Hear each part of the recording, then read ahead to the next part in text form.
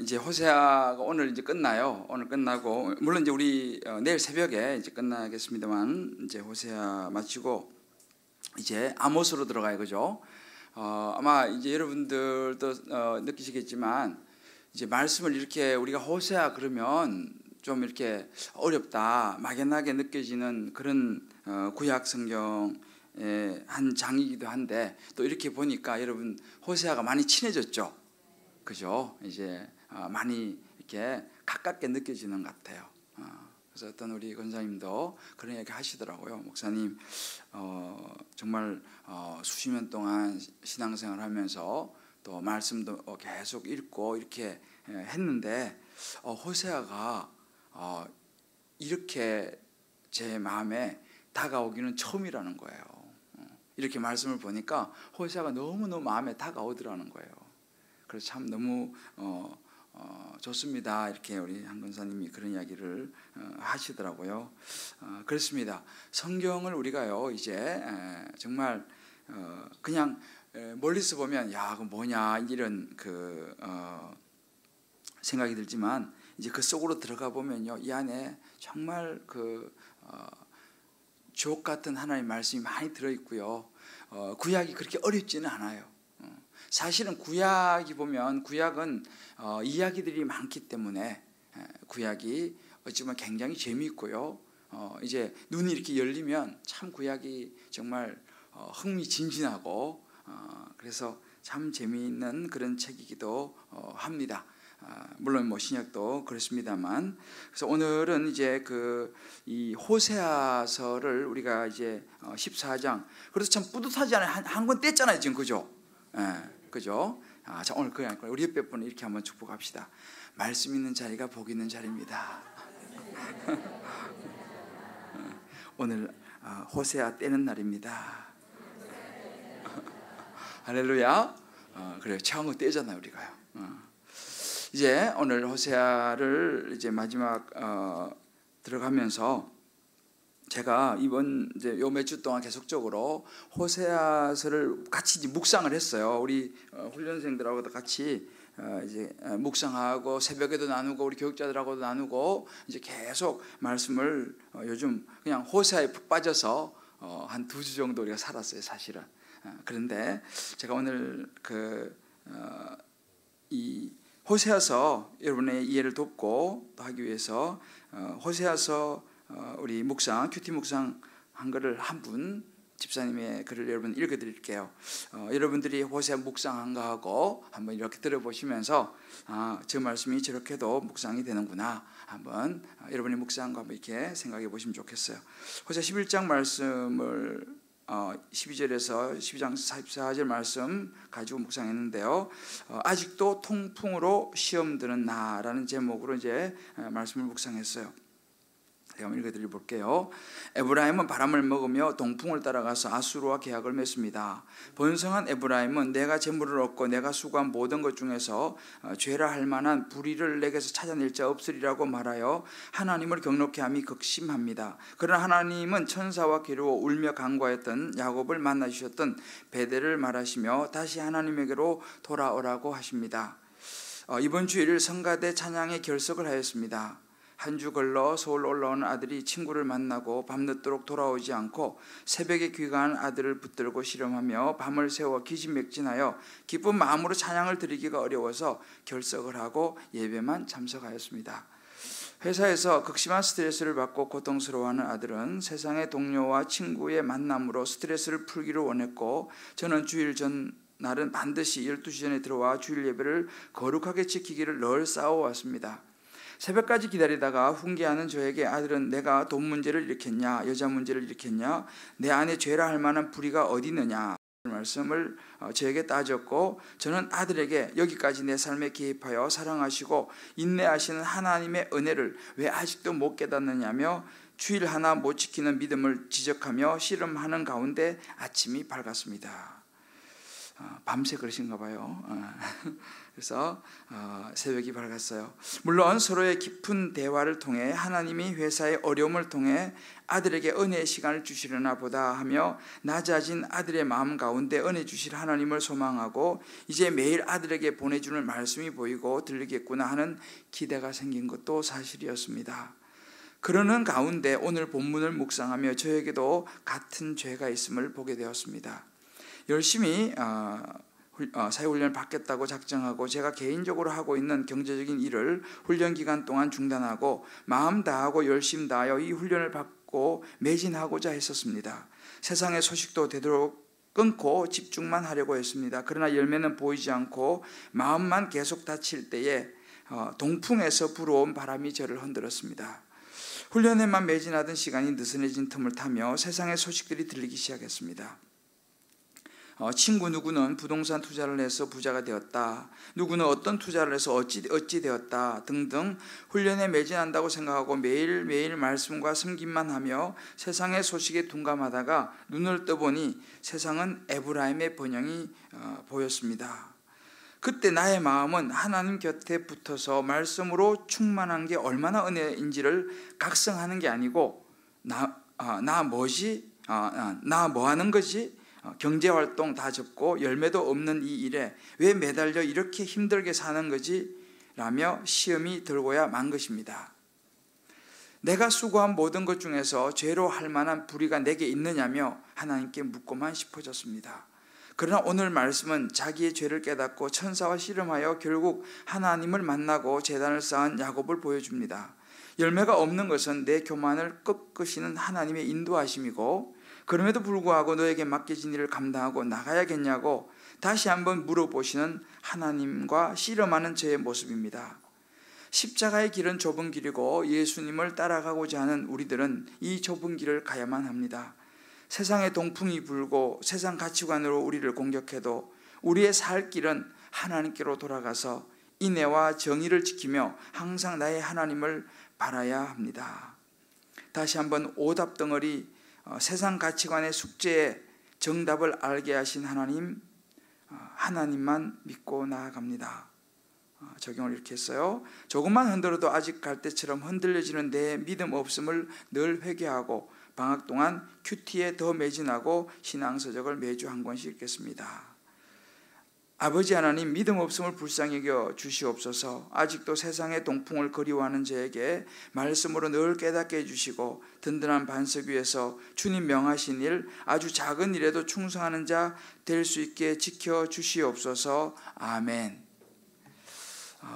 너무 귀한 묵상이죠. 오늘 설교 안 해도 될 것 같아요.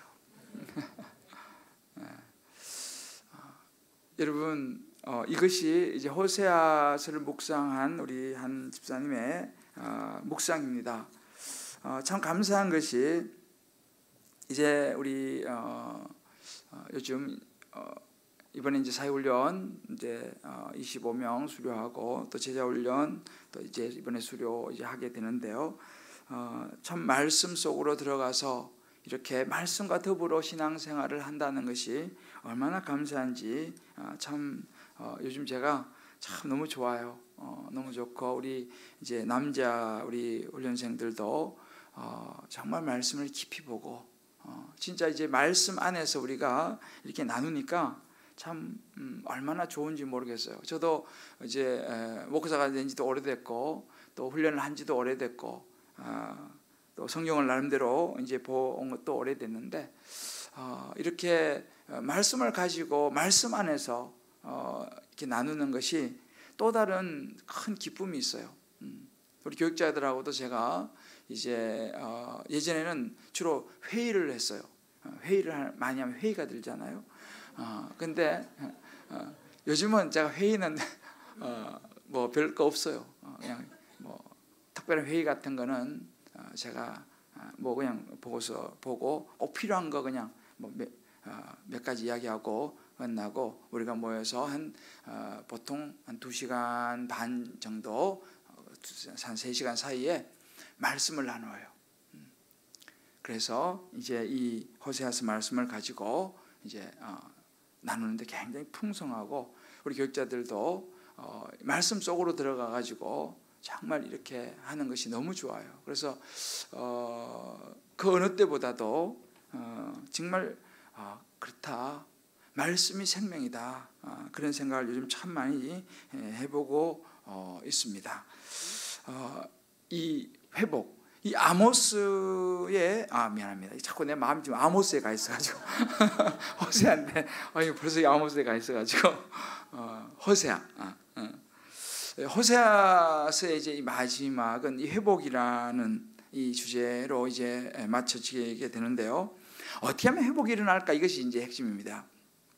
여러분들, 이 회복이라면 제가 전에 여러분들과 함께 주일날 이제 좀 오랫동안 나누었는데 느헤미야 설교가 회복이라는 주제예요. 그래서 일어서고 싶다라는 책을 이제 출판해서 많이 나누었는데 그래도 몇천 권 나갔더라고요. 보니까 며칠 전에 연락을 받아보니까 그래도 참 감사한데요.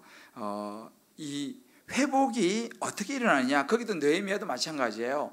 여러분들 아마 기억하실지 모르겠지만 느헤미야서의 처음 1장이 뭘로 시작하냐면 이스라엘의 황폐해진 성읍 이야기가 나와요. 성벽이 다 무너져 버리고 그야말로 황폐해진 이스라엘의 소식을 느헤미야가 듣는 것으로부터 이제 느헤미야가 시작되거든요.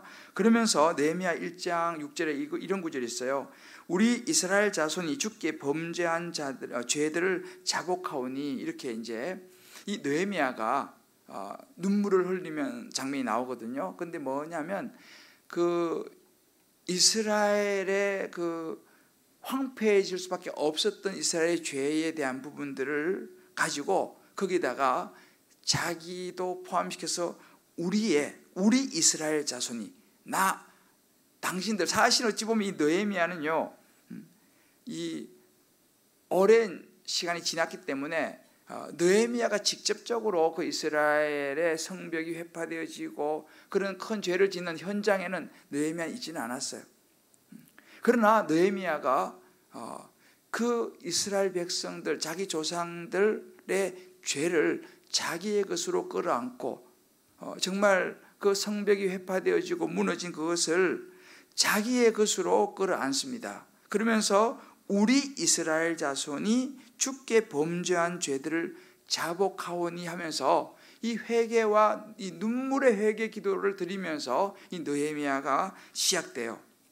그러면서 이제 느헤미야가 이 회복의 메시지를 쫙 가서 이제 나중에 이스라엘 성벽이 재건되어지고 세워지는 그것이 느헤미야의 전체 핵심 주제예요. 그런데 그 원리가 사실은 오늘 이 호세아에서도 나타납니다.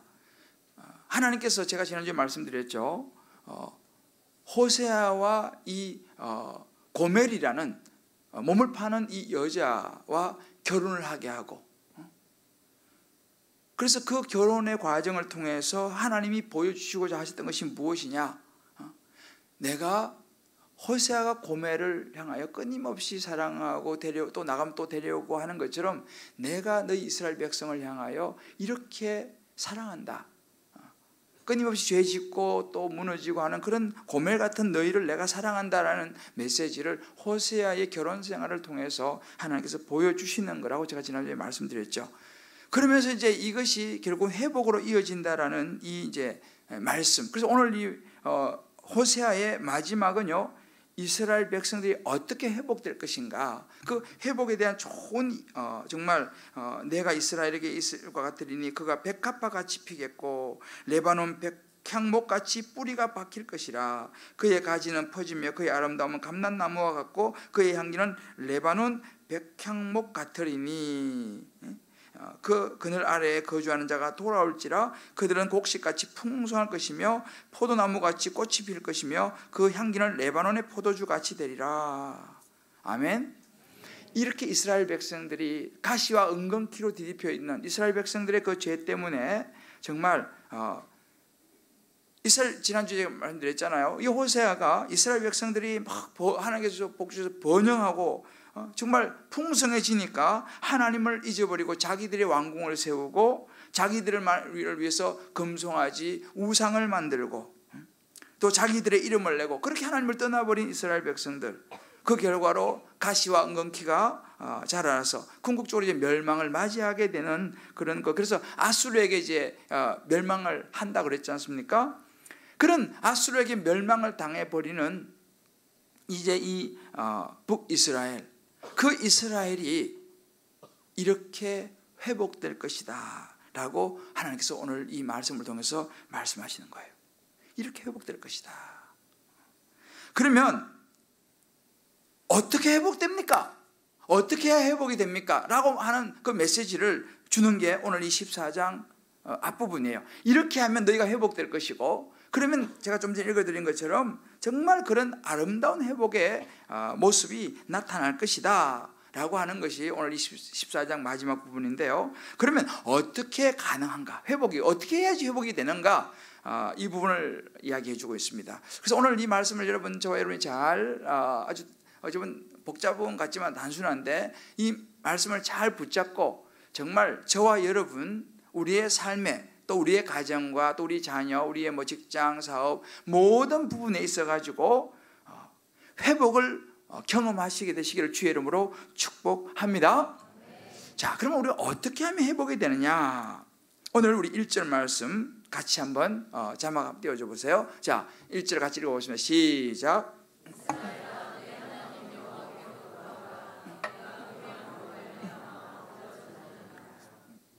네, 여기 나오죠. 이스라엘아, 내 하나님 여호와께로 돌아오라.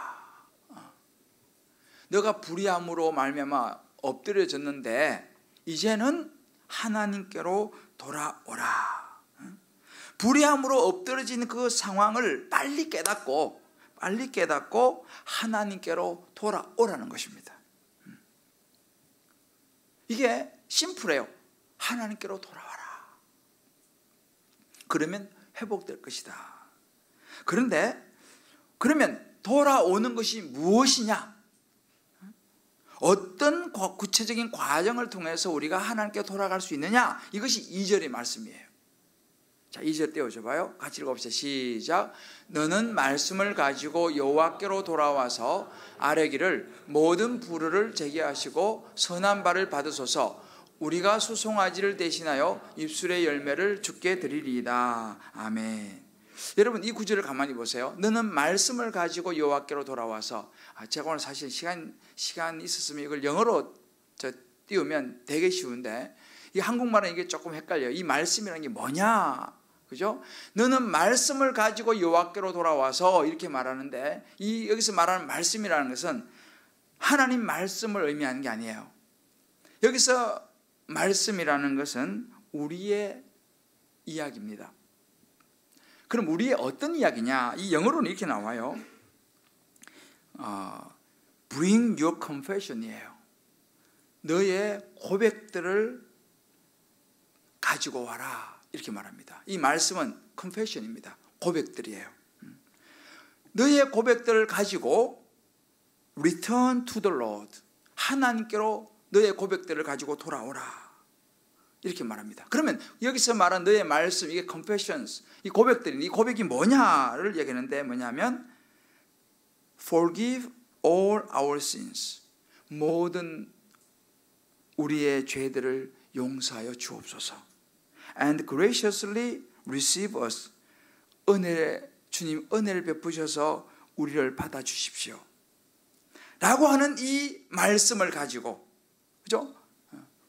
Forgive all our sins. 우리의 모든 죄를 주님 용서해 주시고 은혜를 베푸셔서 우리를 받아주십시오. 라고 하는 이러한 우리의 고백, 우리의 죄에 대한 이 고백, 우리의 잘못에 대한 이 고백을 가지고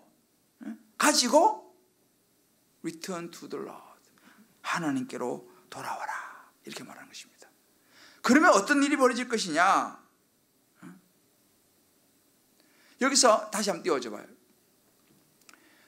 너의 죄를 용서해 달라고 하는 이 용서를 비는 이 마음과 정말 우리를 받아달라고 하는 이 고백을 가지고 하나님께 나오게 되면은, 여기 보면요, 우리가 수송아지를 대신하여 입술의 열매를 주께 드리리다 이렇게 말하잖아요. 이 말은 뭐냐면, 이 수송아지를 대신한다는 것은 뭔가 어떤 이 눈에 보이는 뭔가를 하나님께 드리는 것을 넘어서서 입술의 열매는 뭐냐면요, 하나님 앞에 우리의 찬양을 드리리다 이 말입니다. 하나님 앞에 내 모든 죄를 솔직히 고백하고 나를 받아달라고 고백하면서 하나님께 돌아가서 하나님을 찬양하기 원합니다 라는 이 고백을 가지고 하나님께로 돌아오라 이 말이에요. 이해가 되시죠? 하나님께로 돌아가는데 이 부분이 중요합니다. 이런 마음을 가지고 돌아가야 된다 라고 여기서 2절에서 가르쳐 주는 거예요. 이게 첫 번째 한 가지입니다. 두 번째는 3절에 나와요. 어떻게 돌아가느냐? 우리가 아수르의 구원을 의지하지 아니하며 말을 타지 아니하며 다시는 우리의 손으로 만든 것을 향하여 너희는 우리의 신이라 하지 아니하오리니 이는 고아가 주로 말미암아 긍휼을 얻음이니라 할지니라 그랬습니다. 무슨 말입니까?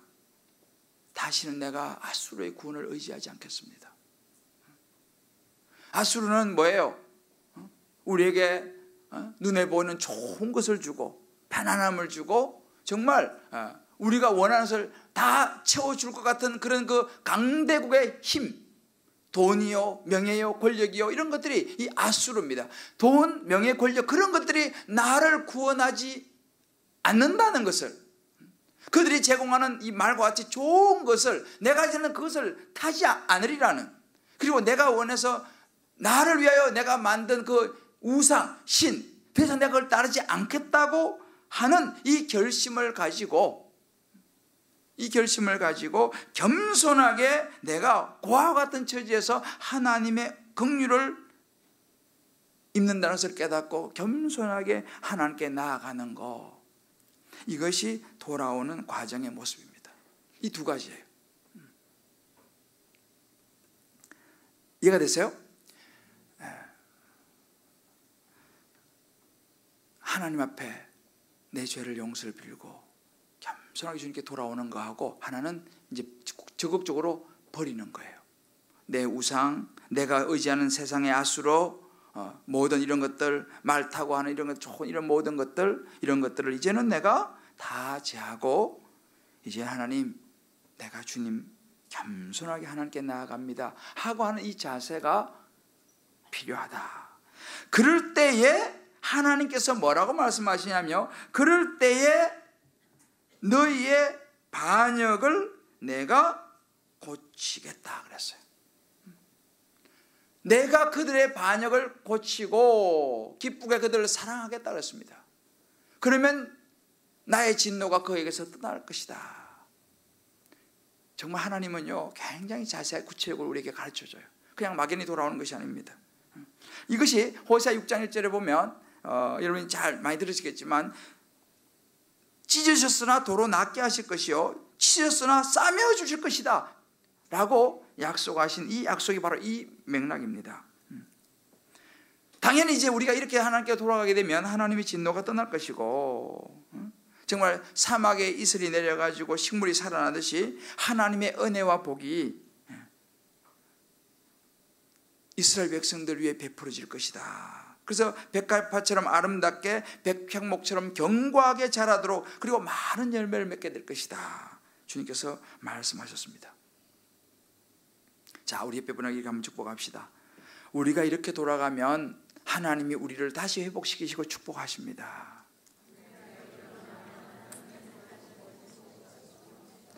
여러분 믿습니까? 그런 약속을 주셨습니다. 저와 여러분의 삶 가운데도 동일하게 약속을 주신 줄을 믿습니다. 이게 뭐예요? 이게 지혜입니다. 이게 성경이 말하는 지혜예요. 의인이 걸어가야 될 하나님의 도가 뭐냐? 바로 이 길을 우리가 가야 되는 것입니다. 저와 여러분 이 길을 가야 되는 거죠. 어찌 보면 이 길은 예수 그리스도를 통한 정말 어찌 보면 좁은 길, 좁은 문처럼 보입니다. 십자가의 길처럼 보입니다. 그러나 여러분, 이 길이 바로 의인의 길이고 생명의 길이라는 사실을 믿으시기를 바랍니다. 이 길로 가지 아니하고 여전히 아수르를 따라가게 되고 세상의 지식과 세상의 총명을 따라가게 되면요, 오늘 얘기 나오잖아요. 이런 사람들은요, 이 길을 가지 않습니다. 어떻게 됩니까? 모래 위에 집을 짓는 거예요. 굉장히 멋있게 쌓아 올렸습니다. 하루아침에 다 무너지는 것이죠. 결국은 우리가 이렇게 하나님께로 돌아가는 이러한 삶이 정말 지혜로운 모습이다. 이것이 뭐예요?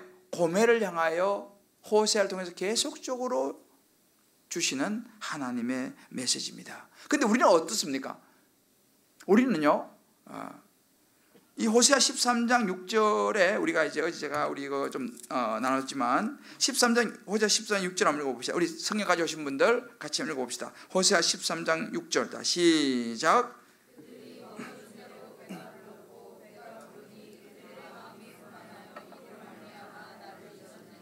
네, 그죠?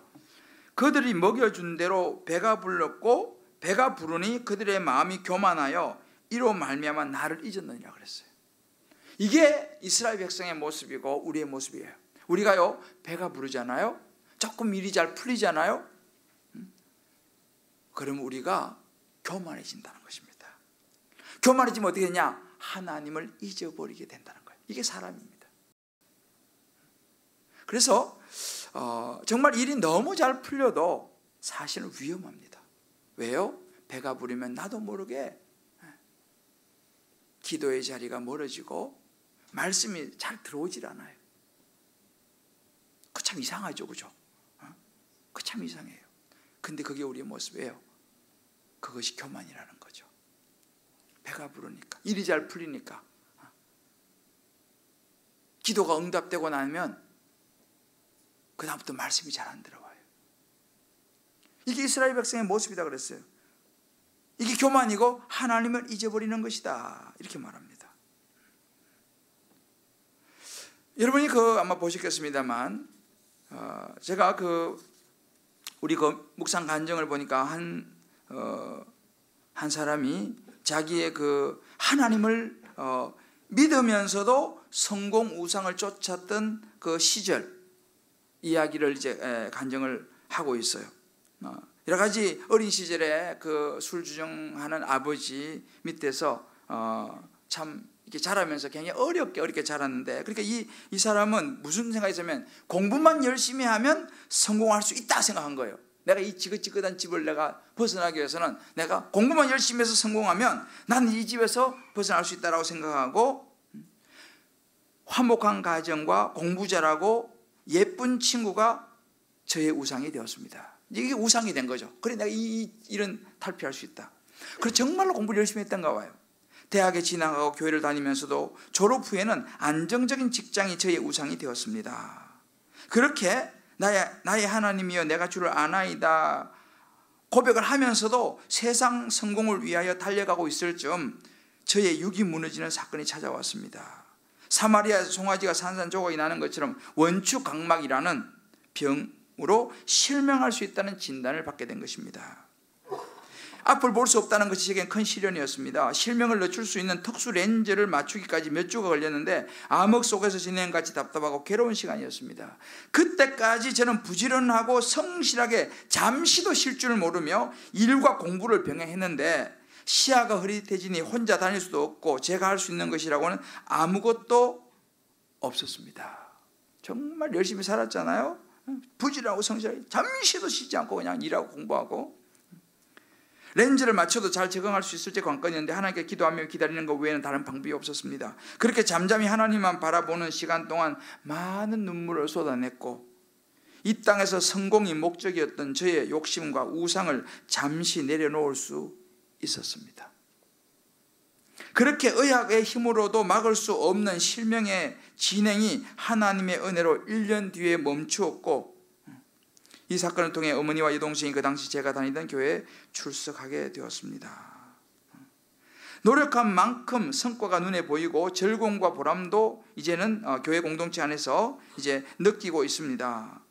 안정된 환경에 장사가 없는지라 인정받는 달콤한 말을 듣게 되면 제가 그럴듯하게 잘 살고 있는 듯한 느낌이 들곤 합니다. 인정의 말을 듣기에 욕심을 가지고 마치 재단을 만들듯 스펙을 쌓으려는 제 모습을 회개합니다. 그리고 말씀으로 제 자신을 늘 객관적으로 살피고 경고를 잘 받으며 가겠습니다. 이런 모습이죠. 정말 열심히 해서 성공하고 안정되고 나니까 하나님이 멀어지더라는 거예요. 근데 이런 정말 원추광막이라는 또 이런 질병이 찾아오니까 그때서 다시 하나님을 찾게 되고 돌아보게 되고. 여러분, 우리가 살아가는 삶 부지런히 열심히 달려가는 거 중요하지만 무엇을 향해서 어디를 향해 달려가느냐를 생각하는 게 굉장히 중요합니다. 내가 어디를 향해 가고 있냐는 거죠. 무엇을 향해 달려가고 있느냐는 것입니다. 우리 옆에 분하고 이렇게 한번 격려합시다. 원추광막 오기 전에 정신 차려야 합니다.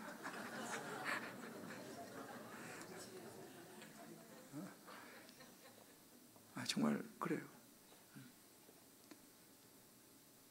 우리가요 정말 참 그래요. 열심히 사는 거 너무 좋잖아요. 나는 그런 분들 되게 좋아해요. 저는 제일 싫어하는 사람이 불성실한 사람. 저는 이제 학교에서 이제 강의하잖아요. 제가 가르치는 학생들은요 정확 원칙이 있어요. 결석하는 학생은 절대로 A+는 안 줘요. 나는 확실해요. 아주 나는 결석하는 학생에 대해서는 얄짤 없어요. 근데 페이퍼 좀 못 써도 열심히 하는 학생은 난 점수 잘 줘. 나는 성실하게 열심히 하잖아요. 근데 별로 내용은 없어. 그래도 나는 그게 나은 것 같아. 그렇잖아요? 그래도 그 성실. 저한테 강의 듣는 사람들은 목사들이잖아요. 주로 신학생들이니까. 아니 목사 신학생들이 뭐가 중요하겠어요? 성실해야지. 교회 가가지고는 막 이렇게 하면 자기는 막 결석하고 말이지, 지가하고 말이지. 그렇잖아요. 그래 되겠어요, 그래가지고.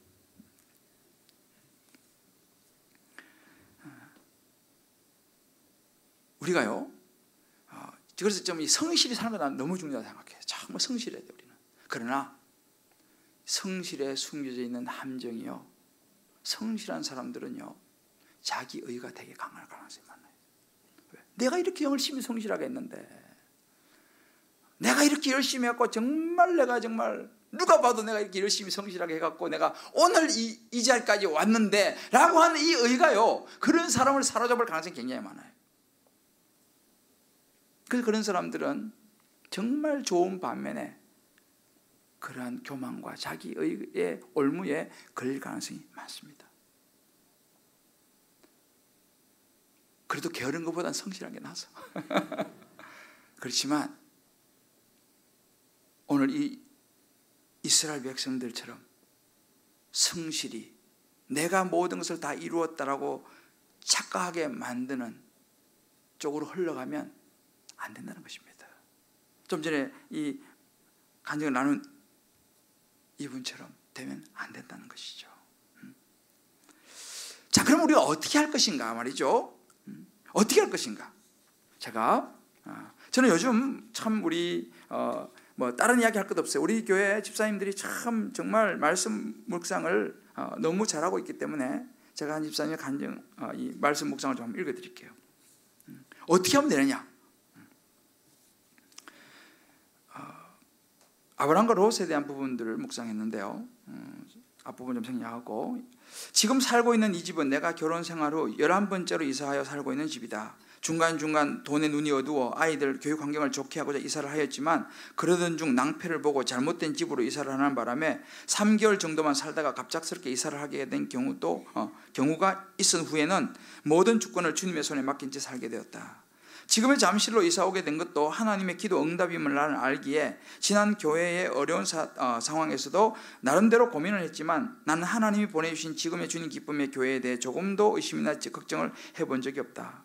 왜냐하면 하나님께서는 내가 있어야 할 곳이 어디인지, 내가 어디에서 무엇을 해야 하는지 가장 잘 아시기 때문이다. 내가 성디방언을 하고 있을 무렵 당시 아빠가 근무하시는 광화문에 있는 회사에 아빠의 소유의 상가가 있었다. 아빠는 위치도 좋기에 내가 그 상가에서 장사를 해서 일을 하기를 원하셨다. 내가 할 수만 있다면 와서 일하고 거기서 나오는 수익금은 나에게 줄 테니 잘해보라고 하셨고, 잘하면 그 소유권도 주실 생각도 하셨다. 거기서 나오는 월세만 받아도 웬만한 남자 월급만큼은 나오기 때문에 내가 할 의지가 있어서 열심히 했다면 내 소유가 되어서 지금처럼 남편 월급에 목숨 걸고 살지 않을 수도 있었다. 본전 생각이 나는 거예요. 그런데 성디반이 끝나면 제자반을 하려고 마음을 먹은 나는 이 교회를 부르시고 훈련 받게 이끄시는 성령님의 인도하심을 생각할 때 순장 사역까지 해야 하지 않을까 하는 마음에 오히려 사역에 대해 진지한 고민을 하고 있었다. 돈의 유혹보다는 하나님께서 원하시는 자리에 있어야 함에 마음을 굳혔다. 결국 그 상가는 지금 남동생의 소유가 되어서 남동생은 아빠가 돌아가시고 아빠의 지분과 지인분의 지지를 얻어 더 많은 지분을 획득하여 대표가 되어 있다. 처음에 올케와 남동생은 어린 나이에 큰 빌딩을 대표를 맡게 돼서 의기양양 한 시절이 있었다. 그런데 지금 남동생은 회사 일과 그 의리의리한 분들과 대표직을 하면서 여러 가지 스트레스가 이만저만이 아닌 것 같다. 물질은 풍부하고 명예까지 얻었지만 그 건물도 이런저런 상황에 따라서 많은 고충을 앓고 있는 것 같다. 동생과 나는 그 건물로 인해 마음이 상할 때도 있었지만, 동생이 재산을 소유함으로 인해 처음은 좋았을지 모르지만 지금은 이렇게 힘들고 악한 사람들과 전쟁을 하며 사느라 힘든 모습이 안타깝다.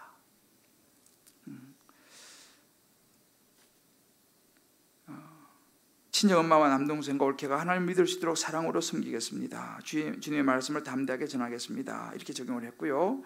함께한 형제라 하더라도 물질의 소유로 인해 다투고 마음이 상하고 멀리하게 되고, 저는 동생이 롯과 같이 소돔 땅에 이르러 있는 것을 보면 불쌍히 여기지 않았습니다.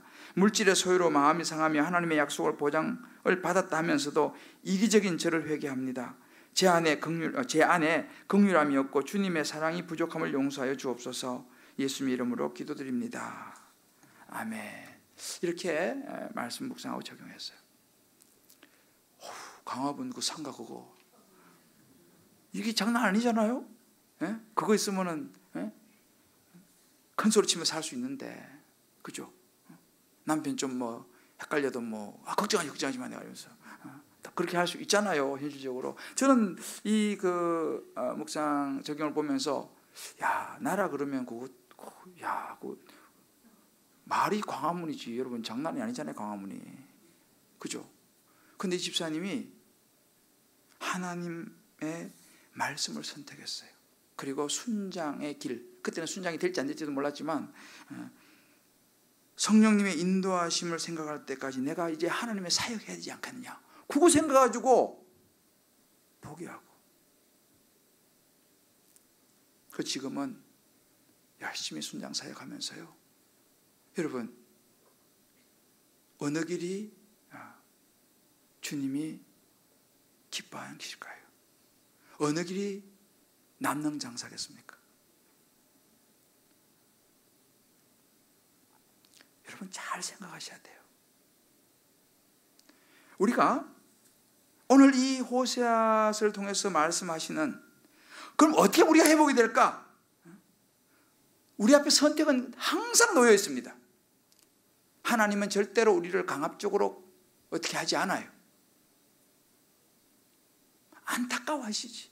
애타는, 우리 요즘 그때 애타하세요. 그렇지만 하나님은 우리에게 선악과를 왜 만들었느냐? 여러분 선악과 왜 만들어 놓은 것 같아요? 맨날 그러잖아요. 하나님 말이지, 선악과를 만들어가지고 사람 헷갈리게 만들어가지고 이렇게 고생시킨다고. 선악과를 안 만들어 놓으면 될 거 아니에요, 그죠? 그렇잖아요? 선악과를 왜 만들어가지고 말이지, 하나님. 지금도 여러분 그 생각 안 들어요, 한 번씩? 선악과를 왜 만들어가지고 이렇게 고생시키냐고. 예. 여자분들 입덧 않는 소식이 들으니까요. 와, 입덧이 그렇게 힘들다면서요. 우리 남자들 잘해요, 부인들한테. 근데 가만히 생각하니까 최근에 어떤 분 이제 입덧 그 때문에 아무것도 못하고 뭐 이렇게 했어요. 이번에 우리 교회에서 아주 좋은 일이 있었어요. 우리 교회 이제 계시다가 떠난 이제 우리 목사님들, 사모님들이 친정에 오고 싶다 그래갖고 홈커밍 데이를 했어요. 홈커밍 데이를. 그래서 부산에서 뭐 여기저기서 다 왔어요. 와가지고 좋은 시간 우리 교회에서 잘 대접해서 보냈어요. 너무너무 좋아하더라고요. 그래서 홈커밍 데이 해갖고 사모님이 다 왔는데 정말 오고 싶어하는 사모님이 한 분이 못 왔어요. 그러니까 입덧이 심해가지고. 입덧이 심해. 최원영 목사가 둘째가 생겼답니다. 그래, 여기 딱 하니까 전부 다 애를 놓네, 다들. 우리 박연선 목사 사모도 애가 지금 뭐 오늘 내일 하고요. 김영환 목사도 또 애 하나 놓고 여기서 힘을 받아가 나가가지고 다 애만 만들어가지고. 그래 이번에 다 왔었어요. 사실 와가지고 참 좋은 시간 보내고 다들 이제 갔거든요. 그러니까 한 사모가 되게 오고 싶었는데 그래 입덧이 너무 심하고 모였다. 그래 내가 그 이야기 들어보면 야 여자가 무슨 죄가 있어가지고. 이걸 하와 할머니 때문에 그런 거 아니에요? 근데 여러분 선악과 보세요. 그래 선악과를 안 만들어 놨으면 그건 일 없잖아, 그죠? 어떻게 생각해요, 자매? 선악과를 만들어 놓지를 말지. 왜 하나님 선악과 만들어 놔갖고 사람 헷갈리게 만들어가고 죄짓게 만들고, 그죠? 여러분 선악과는요 하나님께서 우리에게 주신 인간이 선택할 수 있는 지켜야 될 라인이었어요. 하나님은 우리를 로봇으로 만들기를 원하지 않으세요. 하나님은 우리에게 인격을 주셨어요. 그래서 선악과를 만든 것은 우리를 골탕 먹이려고 하는 게 아니라 우리를 인격적으로 대우하는 겁니다. 너가 선택할 수 있다. 넌 로봇가 아니야. 선악과를 먹을 수도 있고 안 먹을 수도 있어. 그래서 여러분 선악과는요 우리를 죄짓게 하려고 만든 게 아니고 우리를 정말 하나님의 자녀의 존재로 인격적으로 우리를 대우하는 첫 번째 하나님의 표현이었습니다. 그러니까 우리가 그걸 안 먹어요. 그걸 지켜야 되는데 그걸 못 지키는 거예요. 그래서 결국 죄를 짓고 말았잖아요. 그게 없으면요 저와 여러분은 다 로봇이에요. 로봇. 먹어 그럼 먹고 먹지 마 안 먹고 이거잖아요. 우리는 하나님은 우리를 그런 존재를 만들지 않았어요. 선택입니다. 선택. 죄는 여러분 선택이에요. 그래서 좀 전에 광화문 선택할 거냐 하나님의 사역을 선택할 거냐 이거 선택 아니겠어요? 나는 근데 제가 이런 선택이 놓여서 저도 솔직히 고민 굉장히 많이 했을 것 같아요. 제가 이 선택을 보면서 참 아름다운 선택이다 그런 생각을 했어요. 저와 여러분도요 경우는 다르고 많은 상황들은 다르지만 정말 하나님 앞에서 이 오늘 의인이 걸어가야 될 하나님의 도를 선택하시는 지혜로운 분들 되시기를 주의 이름으로 축복합니다. 오늘 이 호세에서 그렇게 마지막에 말씀을 하시는 거예요. 누가 9절 나오죠. 9절 띄워줘 봐요. 누가 같이 읽읍시다. 시작. 누가 지혜가 있어 이런 일을 깨달으며 누가 총명이 있어 이런 일을 알겠느냐. 여호와의 도는 정직하니 의인은 그 길로 다니거니와 그러나 죄인은 그 길에서 넘어지리라. 여러분 우리는 의인의 길로 가야 돼요. 이 지혜를 깨달아야 돼. 내가 지금 무엇을 선택하는 것이 지혜로운 길인가. 우리 옆에 보면 이렇게 축복합시다. 호세아의 말씀을 가슴에 담고 의인의 도를 따라갑시다.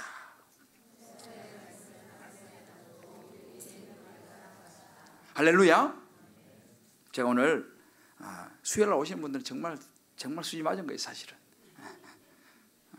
제가 오늘 어떻게 결단하는가 이 호세아 말씀 가지고 묵상과 한 번만 제가 읽어드리고 오늘 말씀 좀 마무리할게요. 호세아 11장 말씀을 묵상했는데 주님의 부르심에 응답하는 삶. 이게 또 이제 선택이죠. 주님의 부르심에 응답하는 삶. 에브라임 말하기를 나는 실로 부자라 내가 재물을 얻었는데 내가 수고한 모든 것 중에서 죄라 할 만한 불의를 내게서 찾아낼 자가 없느니라. 저는 그동안 살면서 세상에서 무능하고 자기 앞가림을 못하는 자들을 보면 게으르고 노력하지 않기 때문이라는 비판과 정죄의 교만한 마음을 가지고 사람들을 생각하며 살아왔습니다. 그래서 나의 힘으로 노력하고 애쓰면 모든 일이 형통하리라는 믿음으로 내가 수고한 것 중에는 죄가 될 만한 불의를 내게서 찾아낼 자가 없는 이라는 것처럼 온통 애굽의 삶으로 살면서 하나님의 부르심인지도 알지 못하는 철없는 이스라엘 같은 삶을 살면서 나에게 무슨 죄가 있느냐? 이만하면 내가 선한 삶을 살고 있다. 그나마 내가 이 정도 참는 것도 예수님 믿기 때문이라며 큰 소리치고 살았습니다. 그러나 야곱의 베델에서 하나님을 만나고 회개한 것처럼 훈련을 통하여 그동안 나의 삶의 사건들을 마주하면서 하나님이 앗수로로 가는 나의 발걸음을 제어하기 위해 남편과 자녀들을 사용하였음을 알고 많은 회개의 눈물을 흘렸습니다. 지금도 동풍이 불면 흔들리고 갈등 충만하지만 이럴 성령 충만으로 되기를 부르짖고 말씀으로 나를 다스려 봅니다.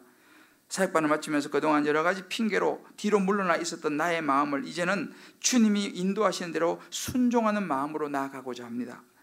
십자가에서 주님이 우리 죄를 담당하실 때 보잘것없는 우슬초도 사용하신 주님이, 비록 내가 연약하고 보잘것없지만 주님이 사용하신다면 순종하겠습니다. 여러분, 우슬초라는 것은요, 주님이 십자가 달릴 때 우슬초 이렇게 심포도주 해가지고 드린 거 있잖아요. 그 우슬초는 진짜 보잘것없는 아주 하찮은 들풀이에요.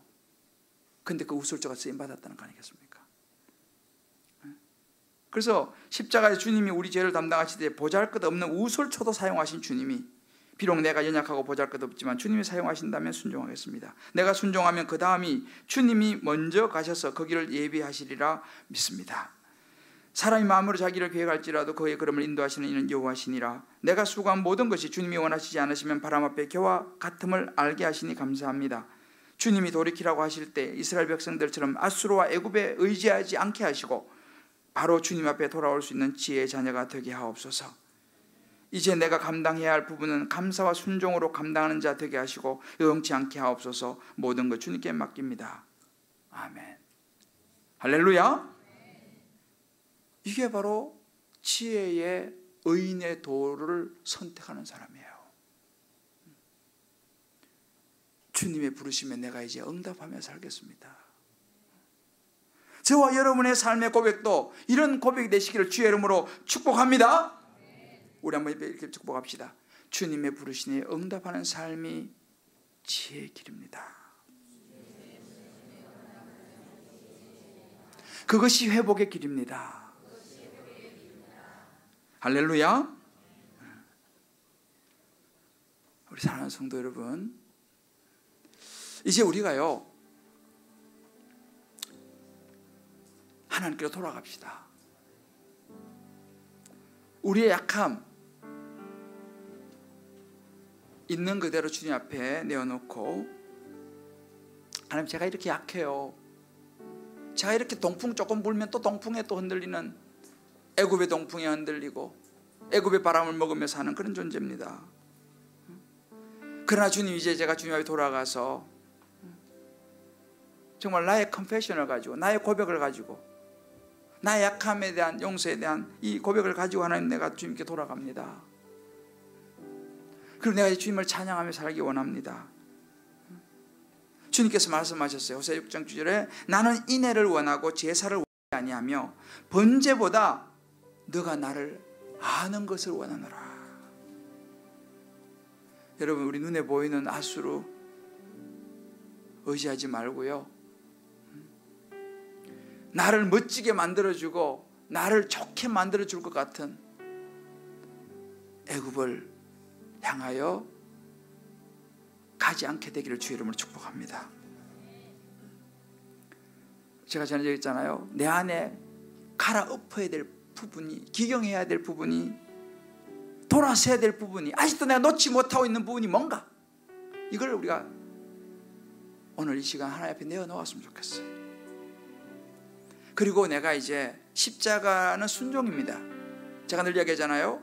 성경을 꽉 짜면 뭐가 나온다고요? 예수 그리스도가 나와요. 그죠? 성경을 꽉 짜면, 성경은 제가 지난번에 얘기했잖아요. 구약은 오실 메시아 예수 그리스도에 대해서, 신약은 오실 메시아 예수 그리스도에 대해서, 요한계시록은 다시 오실 메시아 예수 그리스도에 대해서. 성경은 예수 그리스도에 대한 책이에요. 꽉 짜면 예수 그리스도가 나와요. 근데 예수 그리스도를 꽉 짜면 뭐가 나온다고요? 순종이 나와요. 예수님의 삶은요, 순종의 삶이었어요. 십자가 순종이었어요. 예수님의 삶은요, 전적으로 순종의 삶이었습니다. 그래서 십자가는 순종이에요. 이제 저와 여러분 삶 속에서 정말 내가 주님 순종을 결단할 수 있는가? 우리 각자에게 주님께서 말씀하세요. 너 나 따라 오지 않을래? 예수님이 제자들을 부르실 때 있잖아요. 참 여러분 나중에 집 와서 읽어보세요. 요한복음 21장에도 보면 요한의 아들 시몬 네가 나를 사랑하라 3번 부르시잖아요. 내 양을 먹이라, 내 양을 치라, 내 양을 먹이 3번 말합니다. 그리고 나서 끝나지 않아요. 그 다음에 뭐냐? 나를 따라오느라, 나를 따라 이렇게 말합니다. 예수님의 마지막 한마디는 Follow me, 나를 따르라. 여기에서 이제 우리의 선택이 되는 것입니다. 사랑까지 할 수 있어요. 나 주님 사랑합니다. 오케이. 주님 사랑해요. 나 주님 좋아해요. 오케이. 근데 마지막은 주님, 그러니 Follow me, 날 따라. 내가 너로 사람을 낳는 어부가 되게 하겠다. 이것이 마지막 선택입니다. 이게 마지막 순종이에요. 거기서 우리가 순종할 수 있느냐 못하느냐에 따라서 예수님을 따라가는 제자가 되느냐 그냥 무리로 남느냐 그게 결정되는 거죠. 우리 결정해야 돼요. 내가 하나님 앞에 어떻게 예배를 드릴 것인가, 어떻게 내 삶을 드릴 것인가. 이 길을 가는 것이 회복입니다. 회복에 대한 이 소망, 천국에 대한 소망이 분명해야 돼요. 여러분 생각보다 인생이 짧습니다. 생각보다 인생이 짧아요. 우리 김종희 권사님 8학년이에요. 8학년. 그죠? 보기에는 5학년 정도밖에 안 보여요. 근데 8학년이에요. 근데 잠깐 지나갔죠. 잠깐 지나갔어요. 저도요, 우리 김보환 장로님 4학년 8반이었어요. 항상 4학년 8반이었는데 실제 나이는 7학년이요. 금방이에요. 금방이에요. 천국 바라보고 살아야 됩니다. 할렐루야. 여러분 이 땅은요 잠깐 지나갑니다. 내 인생의 목적을 붙잡고 누구를 의지하며 살 것인가, 무엇을 바라보며 살 것인가, 무엇을 선택하며 살 것인가. 오늘 이 호세아의 마지막 회복의 메시지를 붙잡고 주님께로 돌아가면 거기에 진정한 회복이 있는 줄을 믿습니다. 우리 이 시간 주님 다시 오실 때까지 나는 이 길을 가리라. 좁은 문 좁은 길 나의 십자가 지고 우리 찬양 같이 한번 부르고 우리 같이 한번 기도합시다.